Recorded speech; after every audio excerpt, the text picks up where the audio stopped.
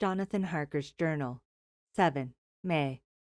It is again early morning, but I have rested and enjoyed the last 24 hours. I slept till late in the day, and awoke of my own accord. When I had dressed myself, I went into the room where we had supped, and found a cold breakfast laid out, with coffee kept hot by the pot being placed on the hearth. There was a card on the table, on which was written, "I have to be absent for a while. Do not wait for me. D." I set to and enjoyed a hearty meal. When I had done, I looked for a bell so that I might let the servants know I had finished, but I could not find one. There are certainly odd deficiencies in the house, considering the extraordinary evidences of wealth which are around me. The table service is of gold, and so beautifully wrought that it must be of immense value. The curtains and upholstery of the chairs and sofas and the hangings of my bed are of the costliest and most beautiful fabrics, and must have been of fabulous value when they were made, for they are centuries old, though in excellent order. I saw something like them in Hampton Court, but there they were worn and frayed and moth-eaten. But still, in none of the rooms is there a mirror. There is not even a toilet glass on my table, and I had to get the little shaving glass from my bag before I could either shave or brush my hair. I have not yet seen a servant anywhere, or heard a sound near the castle except for the howling of wolves. Some time after I had finished my meal, I do not know whether to call it breakfast or dinner, for it was between 5 and 6 o'clock when I had it. I looked about for something to read, for I did not like to go about the castle until I had asked the Count's permission. There was absolutely nothing in the room, book, newspaper, or even writing materials. So I opened another door in the room and found a sort of library. The door opposite mine I tried, but found it locked.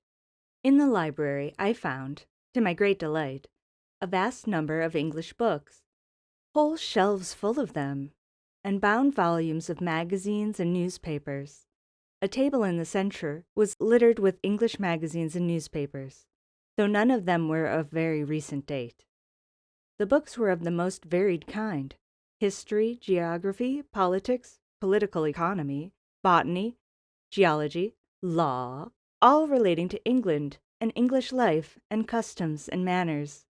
There was even such books of reference as the London Directory, the Red and Blue Books, Whitaker's Almanac, the Army and Navy lists, and, it somehow gladdened my heart to see it, the Law List. Whilst I was looking at the books, the door opened, and the Count entered. He saluted me in a hearty way, and hoped that I had had a good night's rest. Then he went on. "I am glad you found your way in here, for I am sure there is much that will interest you. These companions," And he laid his hand on some of the books, "have been good friends to me, and for some years past, ever since I had the idea of going to London, have given me many, many hours of pleasure. Through them I have come to know your great England, and to know her is to love her. I long to go through the crowded streets of your mighty London, to be in the midst of the whirl and rush of humanity, to share its life, its change, its death, and all that makes it what it is. But alas, as yet I only know your tongue through books. To you, my friend, I look that I know it to speak." "But, Count," I said, "you know and speak English thoroughly." He bowed gravely. "I thank you, my friend, for your all too flattering estimate, but yet I fear that I am but a little way on the road I would travel. True, I know the grammar and the words, but yet I know not how to speak them." "Indeed," I said, "you speak excellently." "Not so," he answered. "Well, I know that, did I move and speak in your London, none there are who would not know me for a stranger. That is not enough for me. Here I am noble, I am boyar. The common people know me, and I am master. But a stranger in a strange land, he is no one.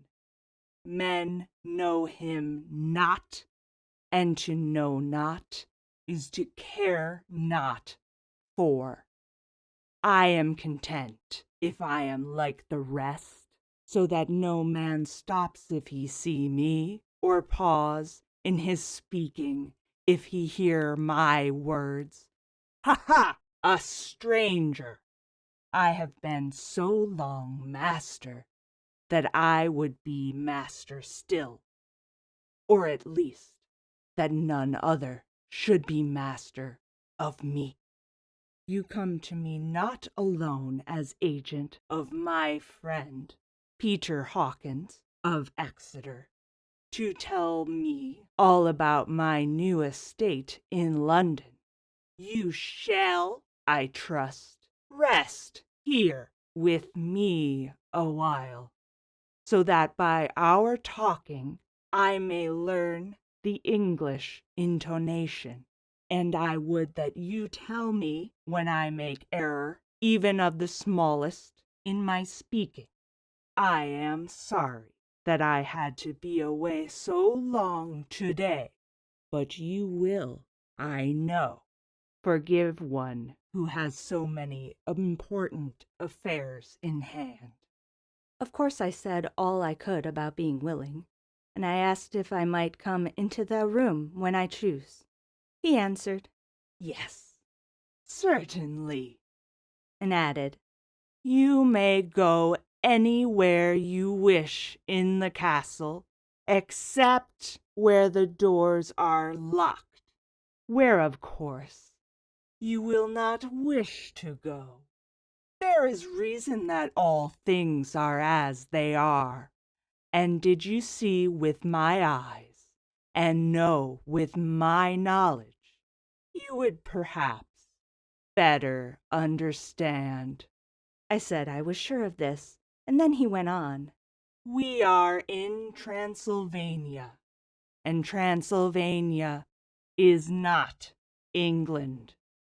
Our ways are not your ways, and there shall be to you many strange things.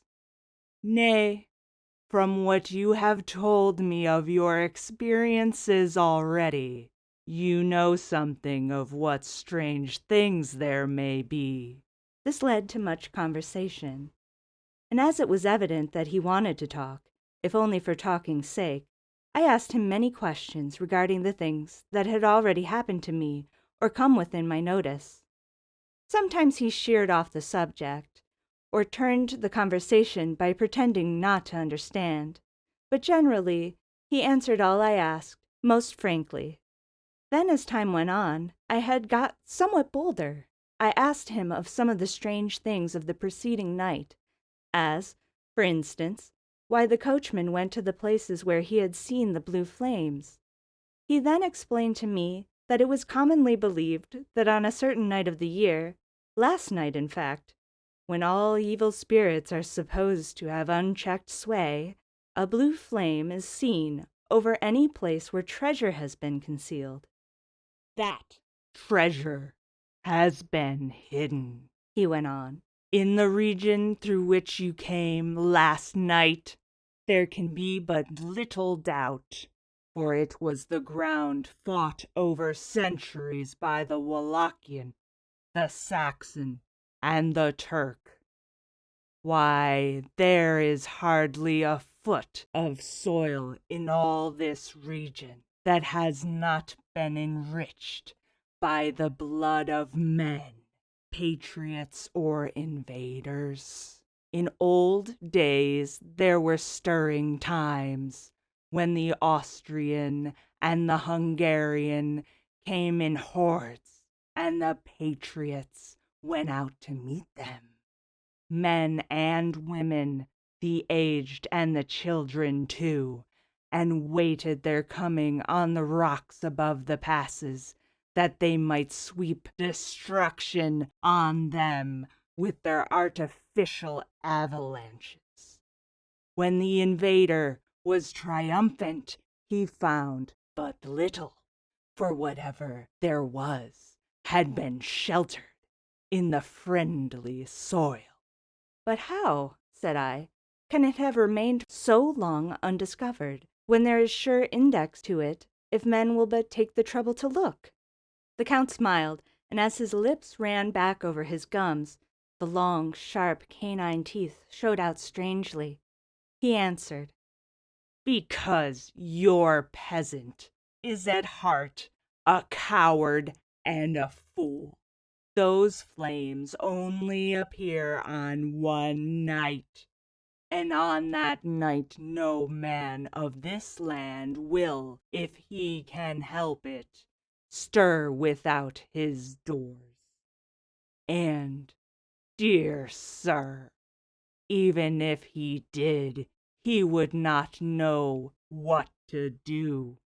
Why, even the peasant that you tell me of, who marked the place of the flame, would not know where to look in daylight, even for his own work.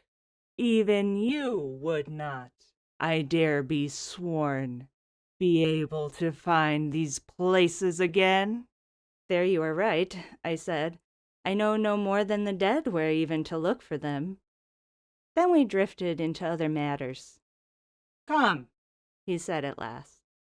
Tell me of London, and of the house which you have procured for me. With an apology for my remissness, I went into my own room to get the papers from my bag. Whilst I was placing them in order, I heard a rattling of china and silver in the next room, and as I passed through, noticed that the table had been cleared and the lamp lit, for it was by this time deep into the dark. The lamps were also lit in the study or library, and I found the Count lying on the sofa reading, of all things in the world, an English Bradshaw's Guide. When I came in, he cleared the books and papers from the table, and with him I went into plans and deeds and figures of all sorts. He was interested in everything, and asked me a myriad of questions about the place and its surroundings. He clearly had studied beforehand all he could get on the subject of the neighborhood, for he evidently, at the end, knew very much more than I did. When I remarked this, he answered, Well, but, my friend, is it not needful that I should? When I go there, I shall be all alone, and my friend Harker Jonathan, nay, pardon me, I fall into my country's habit of putting your patronymic first. My friend Jonathan Harker will not be by my side to correct and aid me. He will be in Exeter, miles away, probably working at papers of the law with my other friend, Peter Hawkins. So, we went thoroughly into the business of the purchase of the estate at Purfleet. When I had told him the facts, and got his signature to the necessary papers, and had written a letter with them ready to post to Mr. Hawkins, he began to ask me how I had come across so suitable a place. I read to him the notes which I had made at the time, which I inscribe here. At Purfleet, on a by-road, I came across just such a place as seemed to be required, and where was displayed a dilapidated notice that the place was for sale. It is surrounded by a high wall of ancient structure built of heavy stones, and has not been repaired for a number of years. The closed gates are of heavy old oak and iron, all eaten with rust. The estate is called Carfax, no doubt a corruption of the old Quatre Faces, as the house is four-sided, agreeing with the cardinal points of the compass. It contains in all some 20 acres, quite surrounded by the solid stone wall above mentioned. There are many trees on it, which make it in places gloomy, and there is deep, dark-looking pond or small lake, evidently fed by some springs, as the water is clear and flows away in a fair-sized stream. The house is very large and of all periods back, I should say to medieval times, for one part is of stone immensely thick, with only a few windows high up and heavily barred with iron. It looks like some part of a keep, and is close to an old chapel or church. I could not enter it, as I had not the key of the door leading to it from the house, but I have taken with my kodak views of it from various points. The house has been added to, but in a very straggling way, and I can only guess at the amount of ground it covers, which must be very great. There are but few houses close at hand, one being a very large house only recently added to and formed into a private lunatic asylum. It is not, however, visible from the grounds. When I had finished, he said, I am glad that it is old and big. I myself am of an old family, and to live in a new house would kill me. A house cannot be made habitable in a day, and, after all, how few days go to make up a century. I rejoice also that there is a chapel of old times. We Transylvanian nobles love not to think that our bones may lie amongst the common dead. I seek not gaiety, nor mirth, nor the bright voluptuousness of much sunshine and sparkling waters which please the young and gay. I am no longer young, and my heart, through weary years of mourning over the dead, is not attuned to mirth. Moreover, the walls of my castle are broken, the shadows are many, and the wind breathes cold through the broken battlements and casements. I love the shade and the shadow, and would be alone with my thoughts when I may. Somehow his words and his look did not seem to accord, or else it was that his cast of face made his smile look malignant and saturnine. Presently, with an excuse, he left me, asking me to put all my papers together. He was some little time away, and I began to look at some of the books round me. One was an atlas, which I found open naturally at England, as if that map had been much used. On looking at it, I found in certain places little rings marked, and on examining these I noticed that one was near London on the east side, manifestly where his new estate was situated. The other two were Exeter and Whitby, on the Yorkshire coast. It was the better part of an hour when the Count returned. Aha! He said. Still at your books. Good. But you must not work always. Come, I am informed that your supper is ready. He took my arm, and we went into the next room, where I found an excellent supper ready on the table. The Count again excused himself, as he had dined out on his being away from home. But he sat, as on the previous night, and chatted whilst I ate. After supper I smoked, as on the last evening, and the Count stayed with me, chatting and asking questions on every conceivable subject, hour after hour.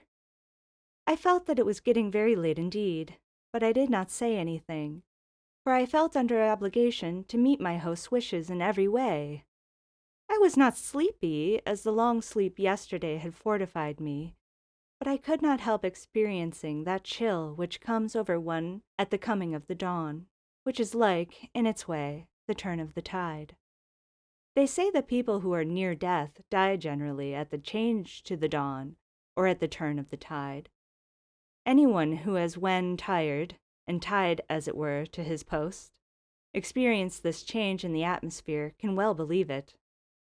All at once we heard the crow of a cock coming up with preternatural shrillness through the clear morning air. Count Dracula, jumping to his feet, said, "Why, there is the morning again! How remiss I am to let you stay up so long. You must make your conversation regarding my dear new country of England less interesting, so that I may not forget how time flies by us." and, with a courtly bow, he quickly left me. I went to my own room and drew the curtains, but there was little to notice. My window opened into the courtyard. All I could see was the warm gray of quickening sky, so I pulled the curtains again, and have written of this day.